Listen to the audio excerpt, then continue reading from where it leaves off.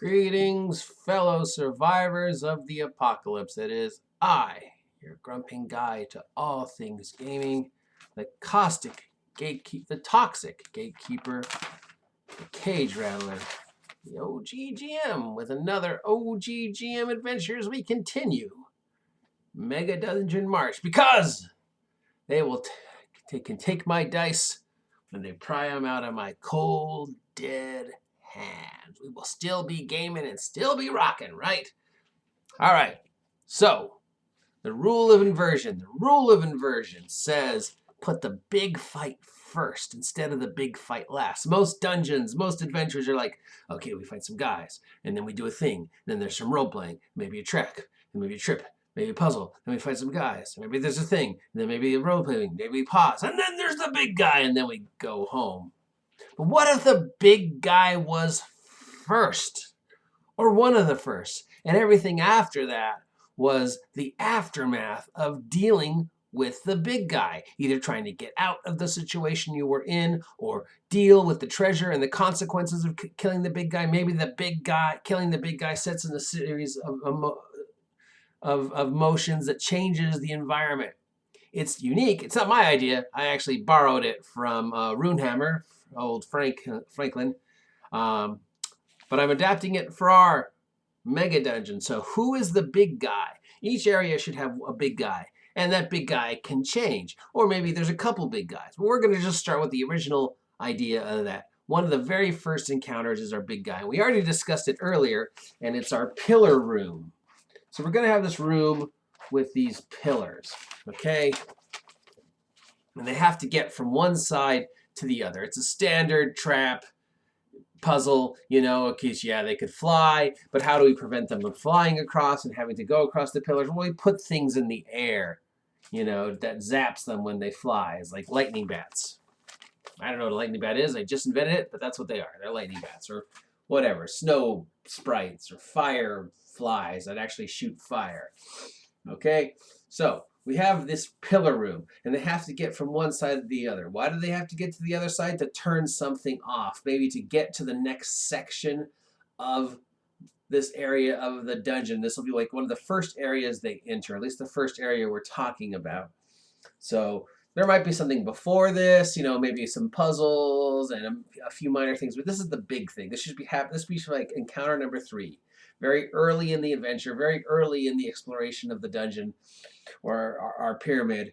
So we have these pillars that overlook this big Death Star-like pit. Now they could fly across, sure, but in the air we have our little fireflies that actually shoot balls of fire. So, you know, the safe way seems to be going across these pillars or climbing down and climbing back up. And that is when they run into our big boss, our giant snake, purple worm, whatever you want to call him. Because we got to keep the Egyptian theme, so this aspect of Set, this purple worm, this giant snake that has been living in there waiting to snap at people to prevent them from getting to the other side and activating this elevator thing that will get them to whatever it is we need to get them to, but that's not important. What is important is the encounter.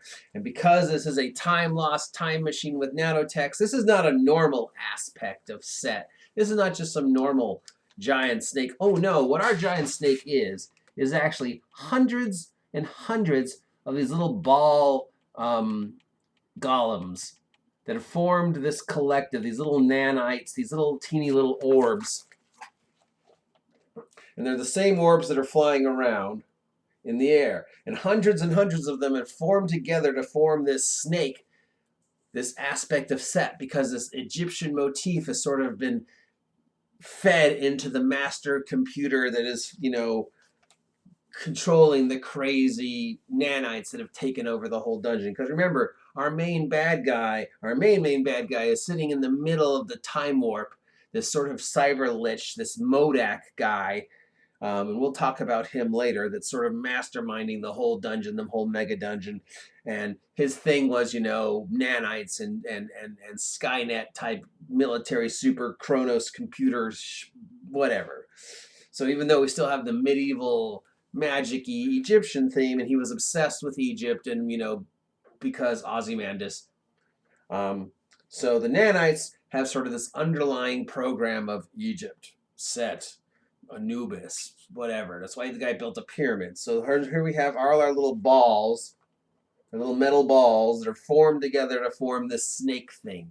So because it's hundreds of little balls, even though it looks like a giant snake, and we want the player characters to think it's a giant snake, it's actually more of a construct. So it has, defenses against slashing because the balls would just reform, and piercing because the balls would just reform. But on the other hand, bludgeoning, if you knock a ball out and that ball goes flying to the side, that actually takes away from the total mass of the hit points of the monster. So we're going to say that it takes ×2 from bludgeoning. Okay, now, is fire going to really bother this thing? No. Is ice going to bother this thing? Ice might slow it down, but it won't really bother this thing. But electricity, again, because all these little balls are held together by that net bond, we're going to say that it's resistant to fire and cold, but ×2 from electricity. So we want to give it advantages and we want to give it disadvantages. The main advantage, of course, is speed. The fact that it can strike anybody anywhere in the room because it's so big and it's so mobile because of the hundreds of little balls that make it up. It can get around turns and corners and just anything that a normal snake couldn't. It's even more agile than a snake because the balls can fall apart and come back together. And of course, magic affects this thing. Like if it's a +1 weapon, then you can just land whatever. So other than that, because it's still following this aspect of Set snake thing, its main attack is going to be a bite, constricting, and eye beams, because an aspect of Set has got to have eye beams. These hit you with the ray and you start disintegrating and turning all mummified. Yeah. So it can bite, it can constrict, or it can shoot its eye beam. And then we're going to have its eye beam do sort of this desecration ray. I don't know what it's, probably a cause wounds ray. You take 2d10 necrotic damage. And you're just all like, it bites you. You take some damage, and then is there going to be a poison? No, because nanites. It's going to be some type of nanite infection. The nanites inject nanites into you. So if you fail your saving throw, you slowly turn into one of the zombies that are patrolling this place, a nanite zombie. And then, of course, just constricting is just blah, blah, blah.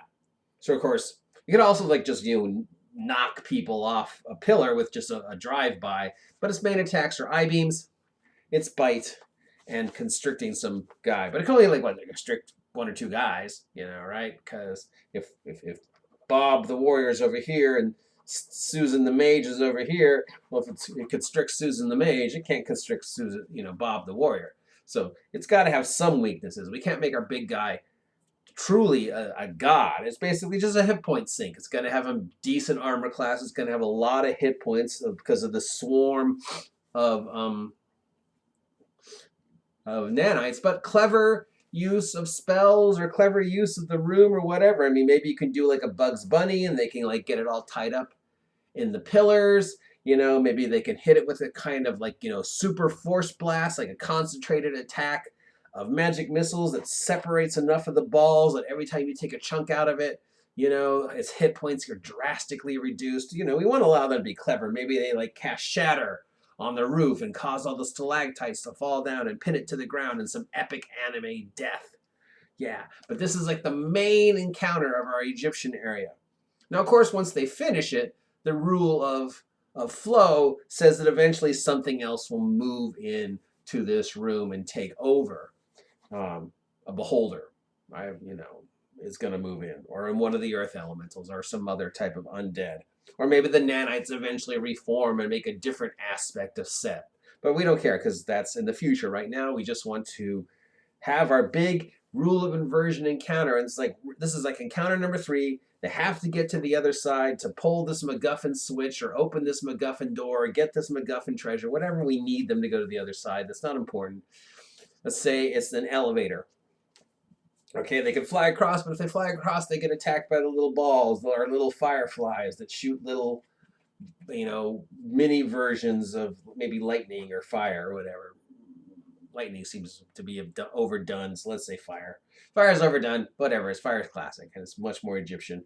And then of course down in the dark we have our aspect of Set, and we want to make them think it's a real gigantic, humongous god snake when it's actually just this colony of these nanite balls, and they could, be all scared because it seems to be, but then they realize, oh, this blast of, when I hit it with this giant rock, it actually did whatever.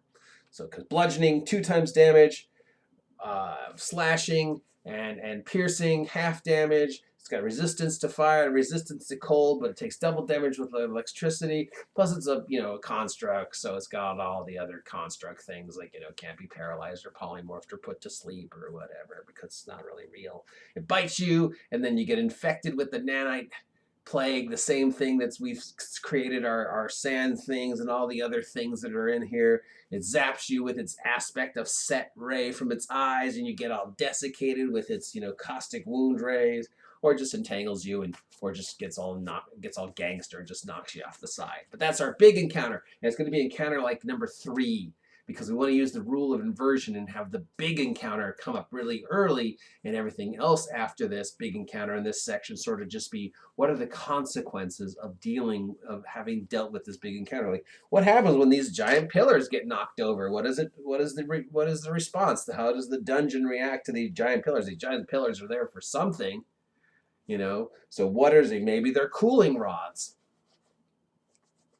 And knocking them over breaks something down or causes a flood, or I don't know. That's up to you because this is as much your dungeon as mine. But, what if they cause a cave in and this roof falls down? What's above it? Now that becomes like a new room because now this has fallen in. And, what if there's explosions? And what if some of the nanites survive? The flow and the change of the dungeon will be affected by them. And going through this section of the dungeon from this point on is basically the consequences of how this played out. Where does this MacGuffin lead to? Why was it so important that it was guarded by this giant megla snake? And what other secrets? So there you go. First encounter. Hope you enjoyed it. Hope you're staying safe, washing your hands, not touching your face, not licking your hand and then shaking people's hands, not going around and breathing on people. Basically, appreciate it. Now, I don't know what's going to happen. I don't know if I'm getting unemployment. I don't know if I'm not getting unemployment. I don't know if my work's paying me. I don't know if my work's not paying me. I don't know. So please take a moment to be safe and hopefully get answers to your questions. And if you're feeling generous, please like this video. Share this video with somebody else. Support me because I have no income right now like everybody else. So we all need to stay together and support each other and be part of each other's big family. And I'll talk to you later, my dungeon crawling losers.